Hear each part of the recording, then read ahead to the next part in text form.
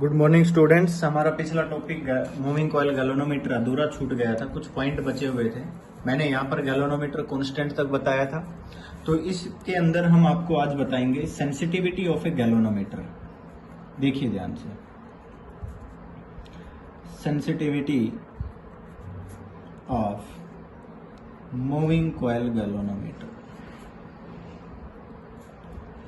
सबसे पहले तो आपको ये मालूम होना चाहिए कि सेंसिटिविटी का मतलब क्या है।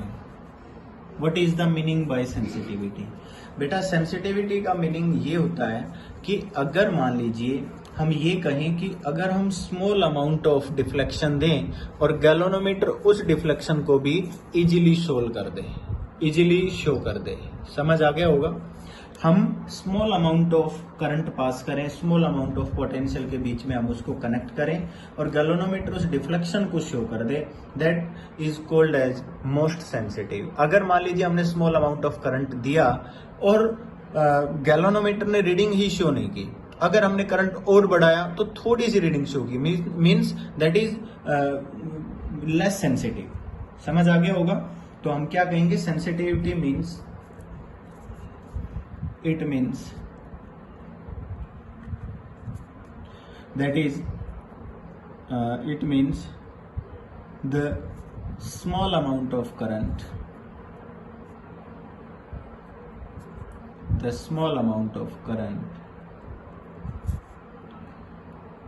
given to galvanometer, then it deflect with large scale। मतलब थोड़ा सा करंट गया और लार्ज स्केल पर डिफ्लेक्ट हो गया, मतलब ज्यादा से ज्यादा जो रीडिंग आनी चाहिए थी वो उसने रीडिंग शो कर दी। समझ आ गया? That is sensitivity. अच्छा पॉइंट है, मालूम होना चाहिए। मैं बार बार आपसे ये बात कह रहा हूं कि अगर थोड़ा सा करंट पास करें और वो रीडिंग शो कर दे, दैट इज सेंसिटिविटी। मीन्स हम आउटपुट लेना चाहते हैं, हम उसकी एफिशिएंसी फाइंड आउट करना चाहते हैं। ठीक है, तो अब हम बात करते हैं करंट सेंसिटिविटी की। किसकी बात करते हैं? Current sensitivity. बेटा, अगर हम बात करें तो करंट सेंसिटिविटी का दूसरा नाम एफिशिएंसी ही मैं मानकर चलता हूं। एफिशिएंसी का मतलब कि आप उसको इनपुट दे रहे हो और वो कितनी आउटपुट शो कर रहा है। आपने उसमें करंट दिया, स्मॉल अमाउंट ऑफ करंट दिया और उसने कितनी रीडिंग शो की, that is output upon input. मैं तो एक ही बात इस तरह से समझा देता हूं। समझ आ गया? तो करंट सेंसिटिविटी का मतलब मैं आपको ये बताना चाहता हूं कि it is defined as the deflection produced in the galvanometer when unit current flow through them. समझ आ गया? That is it is defined as, ये लिख देते हैं, it is defined as the deflection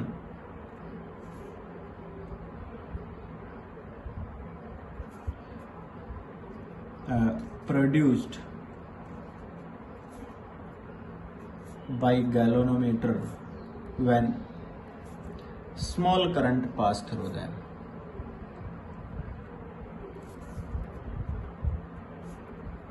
समझ आ गया होगा?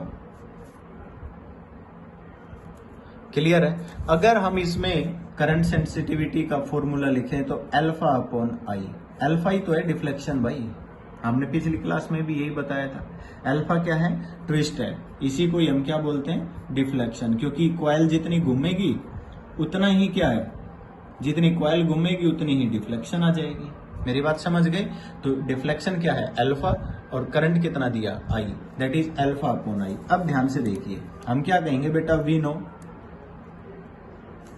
आई by alpha is equal to G होता है, विच इज इक्वल टू क्या पढ़ा था? K upon N B A. Means I S is equal to क्या हो जाएगा बेटा? 1 बाई जी, क्योंकि हमने तो अल्फा बाई आई निकालना है ना करंट सेंसिटिविटी में। तो 1 by G is equal to क्या हो जाएगा? एन बी ए अपॉन के। मेरी बात समझ आ गई? अब आपसे ये पूछा जाएगा कि करंट सेंसिटिविटी किस किस पॉइंट पर डिपेंड करती है। Factors on which current sensitivity depends. आपने ये फैक्टर्स बताने हैं जिस पर करंट सेंसिटिविटी डिपेंड करती है। अब करंट सेंसिटिविटी किस किस पॉइंट पर डिपेंड करती है, जैसे कि हम बात करें number of turns, magnetic field, area और के टॉर्जन कांस्टेंट। समझ आ गया होगा? ध्यान से देखिए, सबसे पहला पॉइंट मैं लिख रहा हूं, नंबर ऑफ टर्न्स की बात करें, हम क्या कह रहे हैं भाई, बाय इंक्रीजिंग एन, क्योंकि हम क्या लिख रहे हैं, I S is directly proportional to N लिखेंगे ना, by increasing N I S is also increase. अब हम इंक्रीज करते जाएं, कितना इंक्रीज करें ये भी तो मालूम होना चाहिए, that is a certain limit. समझ आ गया? हम ये कह सकते हैं N can not be increased by beyond limit. हम एक लिमिट से ज्यादा इसको इंक्रीज नहीं करेंगे। क्यों इंक्रीज नहीं करेंगे? अगर हमने इसको बहुत ज्यादा इंक्रीज कर दिया, नंबर ऑफ टर्न्स इंक्रीज करते चले गए, तो कॉइल की लेंथ बहुत ज्यादा बढ़ जाएगी, और लेंथ बढ़ गई तो रेजिस्टेंस बढ़ जाएगा। ड्यू टू इंक्रीजिंग एन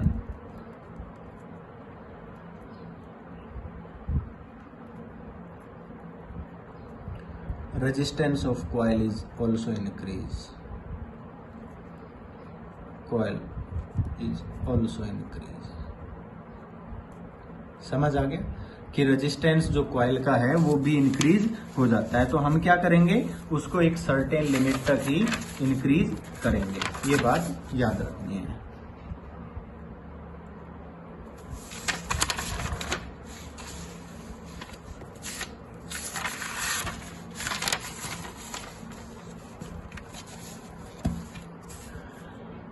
देखना 51, 52,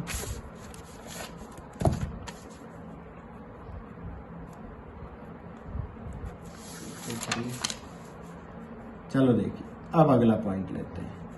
इसी तरह ही दूसरा पॉइंट है, हम क्या देख रहे हैं भाई, अगर मान लीजिए हम यहाँ पर देखते हैं मैग्नेटिक फील्ड को इंक्रीज कर दे तो भी करंट सेंसिटिविटी इंक्रीज हो रही है, तो हम क्या करेंगे भाई, I S is directly proportional to B.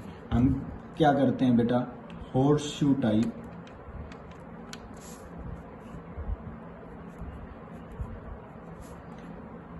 Permanent strong magnet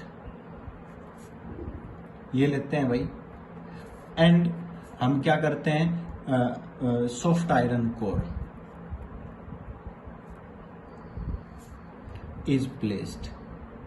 क्योंकि मैं आपको बता देता हूं कि मैंने आपसे बताया कि सॉफ्ट आयरन कोर हम सिलेंड्रिकल या स्फेरिकल उसके बीच में रखते हैं। क्यों रखते हैं? क्योंकि ये हमारे पास फेरोमैग्नेटिक मटेरियल है। कैसा मैग्नेटिक मटेरियल है बेटा? Ferromagnetic material. ये मैग्नेटिक फील्ड को स्ट्रॉन्ग इंक्रीज करता है, क्योंकि आगे जब हम मैग्नेटिज्म पढ़ेंगे तो उसमें आपको सॉफ्ट आयरन कोर की क्वालिटी बताएंगे कि ये फेरोमैग्नेटिक मटेरियल है जो मैग्नेटिक फील्ड को स्ट्रांगली इंक्रीज करता है। समझ आ गया? तो हम इसलिए सॉफ्ट आयरन कोर का यूज कर रहे थे। आपसे क्वेश्चन पूछे जाएंगे, why we use soft iron core magnetic material, spherical और cylindrical material which is placed in coil, which is placed in coil. ये आपसे पूछा जाएगा कि हमने कॉइल के अंदर सॉफ्ट आयरन कोर मटेरियल का ही यूज क्यों किया। तो उसके लिए आपका आंसर क्या होगा? आपसे ये पूछा जाएगा, why we use soft iron core in coil. ये क्वेश्चन आपसे पूछा जाएगा, तो आपने आंसर क्या देना है? Soft iron core is ferromagnetic material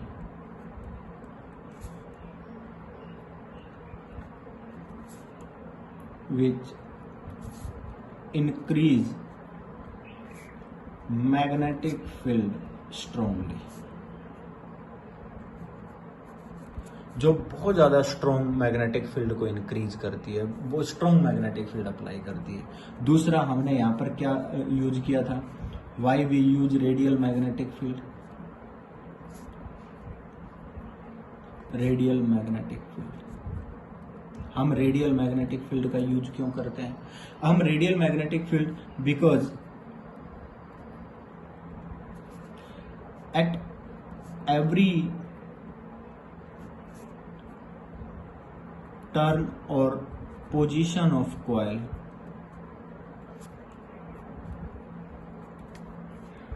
magnetic field acts always perpendicular to coil and tau maximum is equal to constant acting। समझ आ गया? जो टॉर्क है वो हमेशा परपेंडिकुलर रहेगा और मैक्सिमम एक्ट करेगा। क्लियर है? चाहे वो कॉइल कितनी भी घूम जाए। If radial magnetic field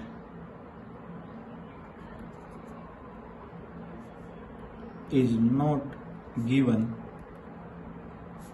then मैं आपको बता देता हूं, जो करंट होता है ना, then I is proportional to alpha upon sin theta। हमने अभी अभी पीछे क्या पढ़ा था? I is directly proportional to alpha पढ़ा था रिस्टोरिंग के अंदर। टाउ रिस्टोरिंग, यहाँ से हमने क्या पढ़ा दिया था भाई आपसे? यहाँ हमारे पास जो फॉर्मूला आया था, तो हमने पिछले पेज पर जो लिखा था आई इज डायरेक्टली प्रोपोर्शनल टू क्या आ गया था हमारे पास? अल्फा आ गया था। अगर ऐसा नहीं हुआ तो एन बी ए के साथ साइन थीटा भी आएगा और फिर उस साइन थीटा भी आएगा, तो अल्फा अपॉन क्या लिखा जाएगा? Sine theta. अगर ये थीटा 90 हुआ तो I is directly proportional to alpha हो जाएगा। ये बात भी आपने याद रखनी है। मींस जो स्केल होगा वो नॉन लीनियर होगा, कभी तेजी से जाएगा फिर धीरे होगा, फिर तेज जाएगा फिर धीरे होगा। टर्न उतने ही चल रहे हैं, कभी तेजी से कभी धीरे, कभी तेजी से कभी धीरे। मतलब आप ये कह सकते हो that scale would be non linear, then scale would be non linear. समझ आ गया? उससे स्केल नॉन लीनियर हो जाएगा। चलो 2 पॉइंट मैंने आपसे बता दिए। थर्ड पॉइंट क्या बता रहा हूं भाई? तीसरा किस पर डिपेंड कर रहा है? एरिया पर। तो ये भी पॉइंट है। हमने क्या कह दिया बेटा? Third point, I S is directly proportional to area of the coil. तो हम क्या कहेंगे भाई? अगर हम एरिया को इंक्रीज करेंगे तो भी करंट सेंसिटिविटी क्या होगी? इंक्रीज। यहां पर भी हम लिखेंगे area increase with specific limit, या हम ये भी कह सकते हैं एक सर्टेन लिमिट तक, सर्टेन लिमिट। क्यों? क्योंकि मैं आपको ये बताता हूं कि मान लीजिए आप कॉइल का एरिया बढ़ाते जा रहे हो तो कॉइल बहुत बड़ा हो जाएगा और हॉर्सशू टाइप मैग्नेट के बीच में गैप बढ़ जाएगा, और गैप बढ़ेगा तो मैग्नेटिक फील्ड भी वीक हो जाएगा। मेरी बात समझ गए? इतना बड़ा होने से वो अनमैनेजेबल होगा, मैनेज नहीं कर पाओगे अगर आपने कॉइल का एरिया बहुत ज्यादा इंक्रीज कर दिया तो। समझ आ गया? तो इसको भी हम क्या करेंगे? Area increase with certain limit. Limit से ज्यादा इंक्रीज नहीं कर पाएंगे। अगर लिमिट से ज्यादा इंक्रीज कर दिया देन गैल्वेनोमीटर इज बहुत ज्यादा बल्की हो जाएगा, हाई हो जाएगा and unmanageable.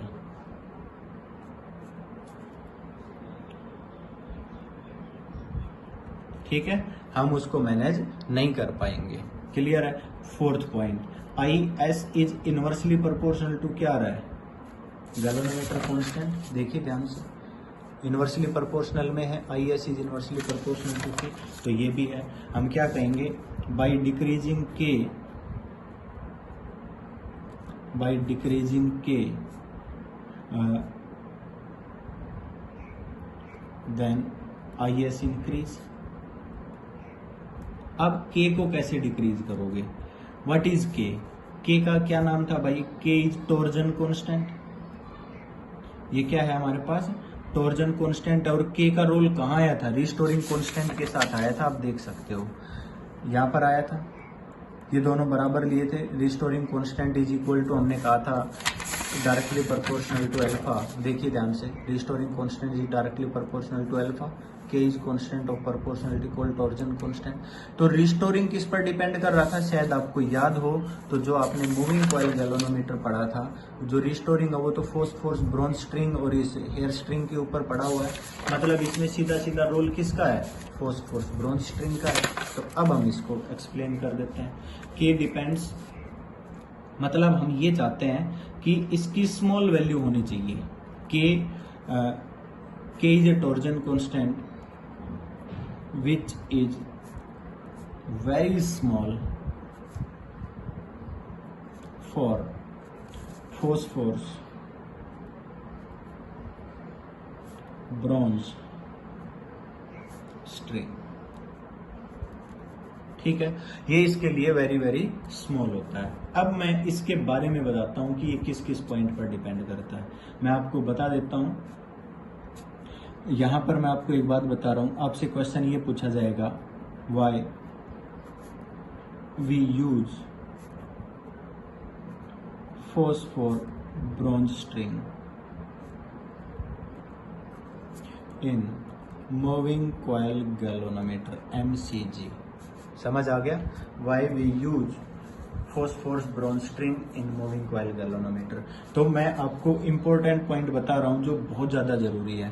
Phosphorus bronze string का यूज क्यों करते हैं? सबसे पहला जो सबसे इंपॉर्टेंट पॉइंट है, इट हैज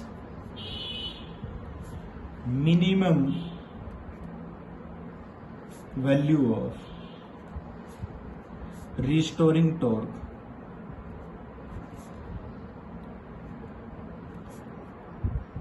पर ट्विस्ट।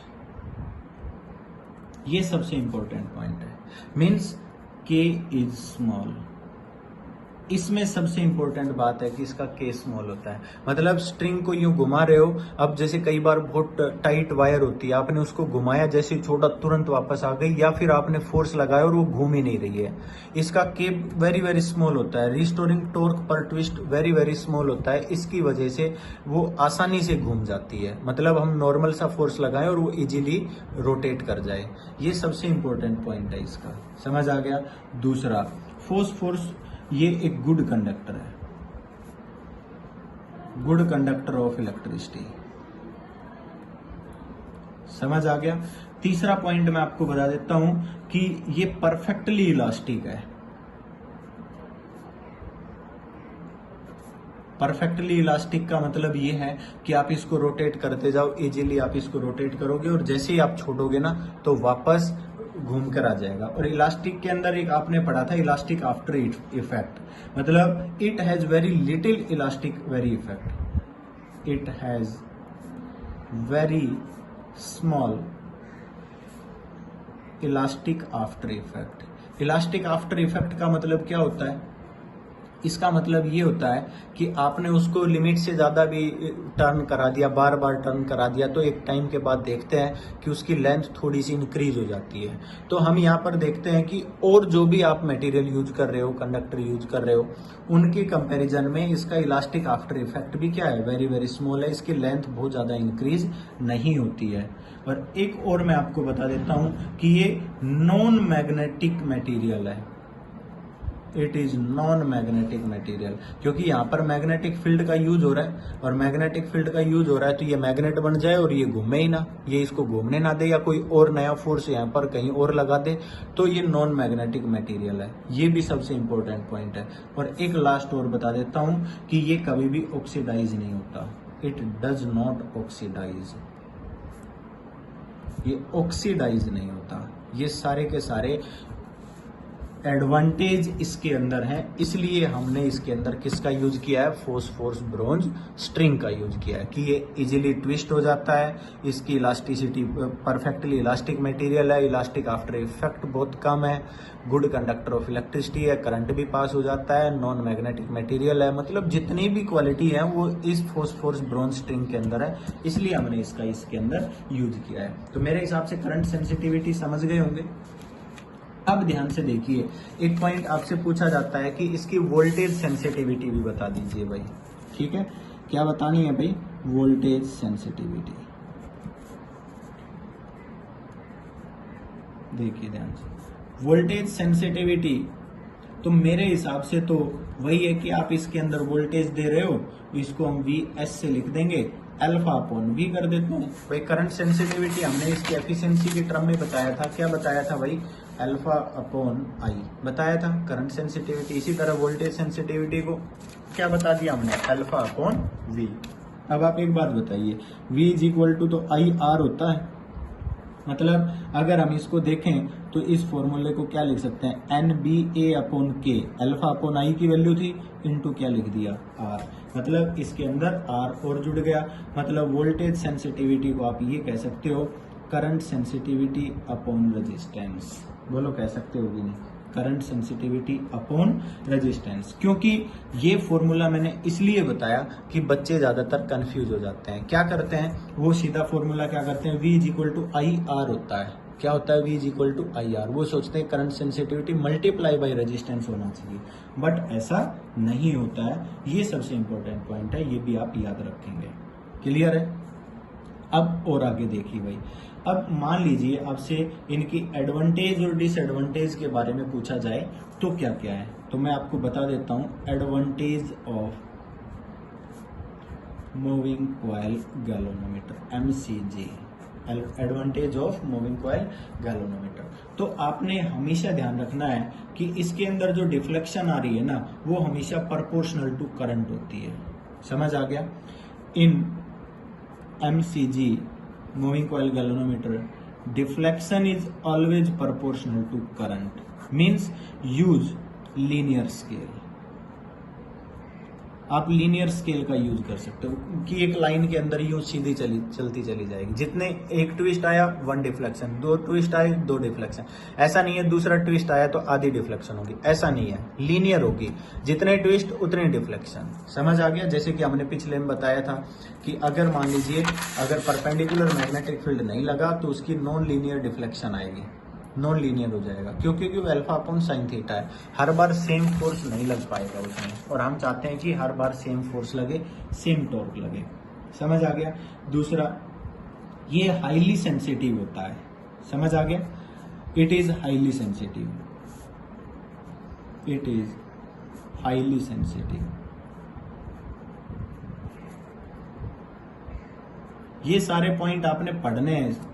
सबसे ज्यादा सेंसिटिव होता है। उसके बाद आप ये भी कह सकते हो कि हम इसके अंदर पावरफुल मैग्नेट का यूज करते हैं, जिससे जो डिफ्लेक्शन है ना वो एक्सटर्नल मैग्नेटिक इफेक्ट के द्वारा चेंज नहीं होती है। एक्सटर्नल मैग्नेटिक इफेक्ट का उसके ऊपर कोई इफेक्ट नहीं होता। मतलब हम we use strong magnet, sorry, then external magnetic field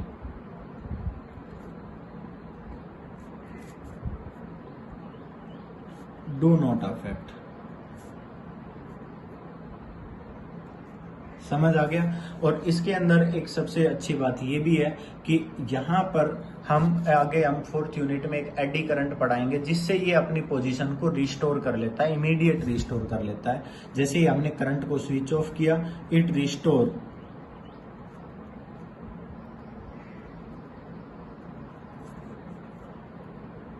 its position immediately.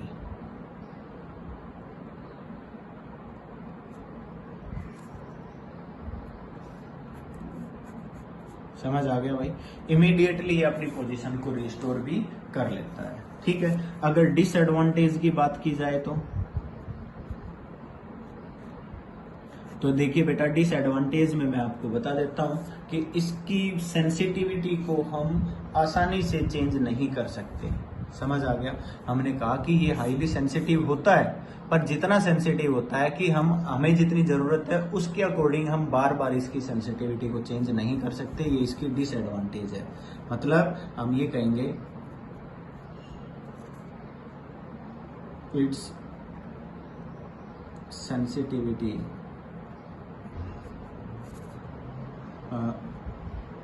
Can not be change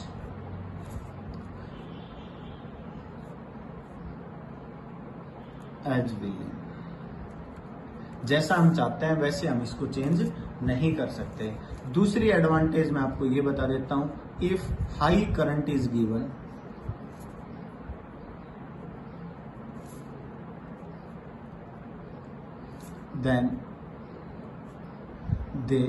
then it damage easily, बहुत आसानी से डैमेज हो जाएगा ये। मतलब इसकी जो सॉफ्टवेयर ये फॉस्फोरस ब्रॉन्ज स्ट्रिंग है ना, ये आसानी से पिघल जाएगी। जैसे ही ज्यादा करंट गया जो हेयर स्ट्रिंग है वो बर्न हो जाएगी, जल जाएगी। समझ आ गया? ये इसकी क्या है भाई, डिसएडवांटेज है। क्लियर है? तो ये हमारा मूविंग कॉइल गैल्वेनोमीटर कंप्लीट हो गया। मूविंग कॉइल गैल्वेनोमीटर के अंदर जो जो पॉइंट हमने लगाए हैं, आपने उसकी कंस्ट्रक्शन अपनी बुक से देखकर लिखनी है, और बुक से देखकर लिखने के बाद जो जो पॉइंट हमने समझाए हैं उन सभी को एक्सप्रेस करना है, लिखना है। थ्योरी हमने कंप्लीट बता दी, सेंसिटिविटी हमने आपको कंप्लीट समझा दी है। अब उसके बाद इसके कुछ न्यूमेरिकल्स आते हैं, इसी के बेस पर कुछ एनसीईआरटी के न्यूमेरिकल्स है, वो मैं एक दो न्यूमेरिकल करा रहा हूँ और कुछ न्यूमेरिकल आप करके देखना। ये कहता है कि मान लीजिए आपके पास कोई भी एक मूविंग कॉइल गैल्वेनोमीटर है, ठीक है, मूविंग कॉइल गैल्वेनोमीटर है जिसकी रीडिंग मैं आपको बता रहा हूँ, एनसीईआरटी का क्वेश्चन है, ठीक है। ये कहता है कि नंबर ऑफ टर्न्स कितने लिए हुए हैं, 24। एरिया ऑफ कॉइल कितना लिया हुआ है, area of coil is equal to 20 into 10⁻³ metre square. Magnetic field कितना लिया हुआ है भाई, 0.20 टेस्ला। ये कहता है कि इस कॉइल को हमने रखा है and resistance of coil is taken 14 ओम, ऐसा इन्होंने बता रखा है। किसी भी मूविंग कॉइल गैल्वेनोमीटर के अंदर ये कहता है कि ये फॉलोइंग पर्टिकुलर्स हैं जो मैंने यहाँ पर लिखे हैं। क्या क्या बताया हुआ है, number of turns, area of the coil, magnetic field of the moving coil galvanometer and resistance, ये सब दिया हुआ है। ये कहता है कि indicate a simple way to increase, indicate a, ये एनसीईआरटी क्वेश्चन है बेटा, आप इसको पढ़ के देखना, ठीक है। Indicate a simple way to increase, क्या इंक्रीज करवा रहा है, the current sensitivity of meter, the current sensitivity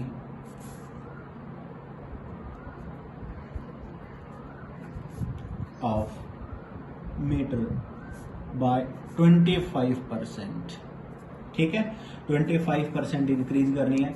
it is not easy to change A और बी, ये कहता है it is not easy to change A और बी।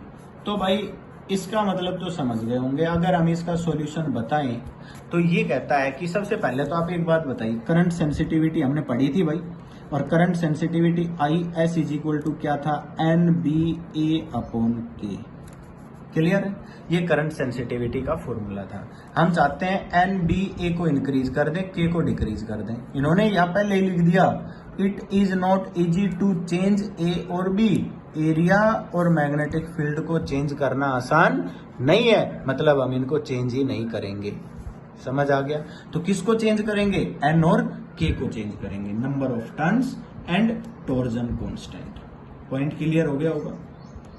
अब मैं आपको बता देता हूं कि हम नंबर ऑफ टर्न्स को चेंज कर सकते हैं, बट के को चेंज करना भी आसान नहीं है। क्योंकि के तो टॉर्जन कांस्टेंट है और के तो हमारे पास फॉस्फोरस ब्रॉन्ज स्ट्रिंग पर डिपेंड कर रहा है, और उस मटेरियल की जो क्वालिटी है वो तो परमानेंट फिक्स रहेगी।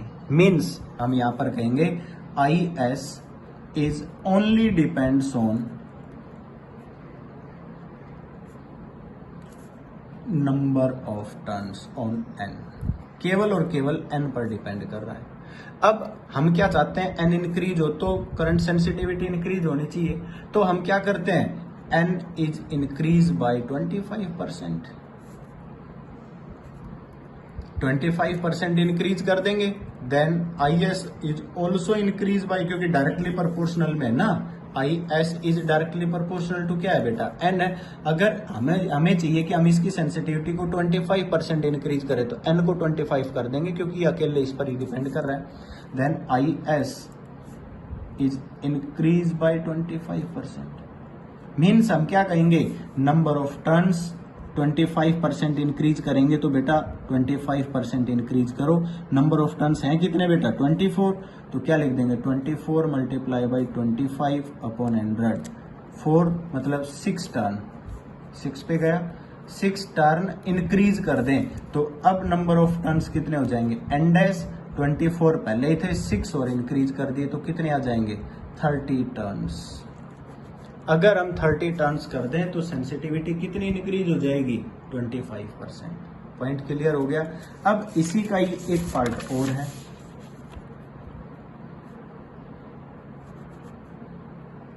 एक पार्ट और दिया हुआ है, ये कहता है if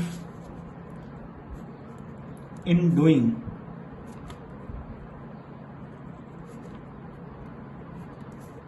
so the resistance of coil increase to 21 ohm, then voltage sensitivity of modified meter greater or less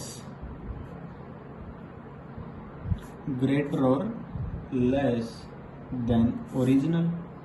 ये बताना है भाई,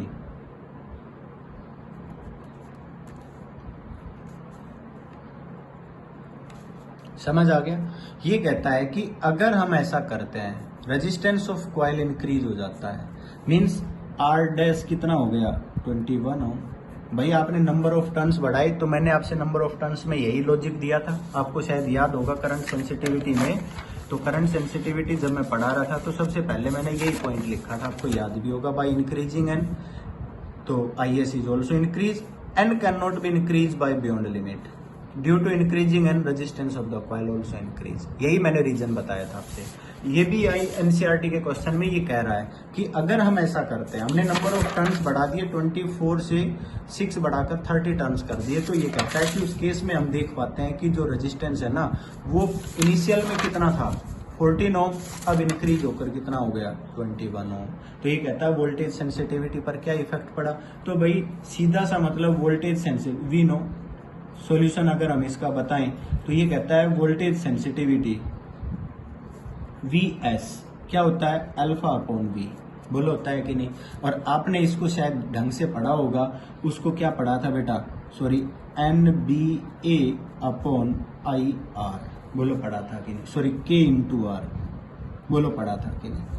मेरी बात समझ गए। हमें पता है यहाँ पर here BA and K are constant, बोलो कांस्टेंट है कि नहीं। इन्होंने पहले ही लिखा था बी और ए को चेंज करना मुश्किल है और के कांस्टेंट है। Then Vs depends on